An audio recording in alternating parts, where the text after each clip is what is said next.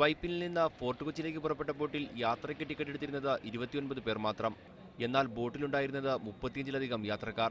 ഇടിയുടെ ആഘാതത്തിൽ തകർന്ന ബോട്ടിൽ നിന്ന് കായലിൽ ചാടിയാണ് ഭൂരിഭാഗവും രക്ഷപ്പെട്ടത്. ഞാൻ ഇപ്പോൾ വന്നിടിച്ചപ്പോഴേക്കും അപ്പുറത്തോട്ട് ചാടി, ബോട്ടിൻ്റെ അപ്പുറത്തോട്ട് ചാടിയപ്പോൾ ഇങ്ങോട്ട് നീന്തി വന്ന വഴി ആ സിയോൺ ബോട്ടുകാർ ചെറിയ ഡിങ്ങിട്ട് വന്നു. അങ്ങനെ അതിൽ പിടിച്ച് ആ ബോട്ടിൽ കയറി. സാങ്കേതിക തകരാർ കാരണം നിർത്തിയിട്ട മറ്റൊരു ബോട്ട് സമീപത്തുണ്ടായിരുന്നതും അപകടത്തിൽപ്പെട്ടവർക്ക് തുണയായി. സംഭവം എന്ന് പറഞ്ഞാൽ ഇതിന്റെ പ്രൊപ്പലർ ഒടിഞ്ഞു പോയി. ഇവർ ബോട്ട് റിപ്പയർ അടക്കുമ്പോഴാണ് ആ ബോട്ട് നേരെ ഡീസലടിച്ച് കയറണം. ഉന്തി തള്ളി കയറി വരുമ്പോഴാണ് ഇവർ തല കൈവച്ചു ഈ ഒരു സൈഡിലിരിക്കണായിരുന്നു. ഇടിച്ചിട്ട് ഈ പ്രൊപ്പലർ ഇപ്പോൾ ആ ടീം വന്നിട്ടാണ് ഇത് കെട്ടിയെടുത്തതെല്ലാം പ്രൊപ്പലർ കാണാൻ നിങ്ങൾക്ക് ഡിക്കിൽ. ഈ ബോട്ട് ഇവിടെ കിടക്കാനുണ്ട്. 15 പേര് ജീവൻ രക്ഷപ്പെട്ടു. ഏറെ പഴക്കം ചെന്ന ബോട്ടാണ് അപകടത്തിൽപ്പെട്ടത്. കോർപ്പറേഷനിൽ നിന്ന് ലേലത്തിനെടുത്ത സ്വകാര്യ ഏജൻസിയാണ് ബോട്ട് സർവീസ് നടത്തുന്നത്. സുരക്ഷാ സംവിധാനങ്ങളോ ലൈഫ് ജാക്കറ്റുകളോ ബോട്ടിലുണ്ടായിരുന്നില്ല. ഞങ്ങൾ ബാക്കിൽ 10-20 പേരുണ്ട്. സ്ത്രീകളൊക്കെ കുട്ടികളും ഈ ഫ്രണ്ടിലായിരുന്നു. അന്നേരം ഒന്നും കണ്ടു. യാത്രക്കാരുടെ സർട്ടിഫിക്കറ്റുകളടക്കം വിലപിടിച്ച രേഖകളും അപകടത്തിൽ നഷ്ടമായി. മീഡിയ 1 കൊച്ചി.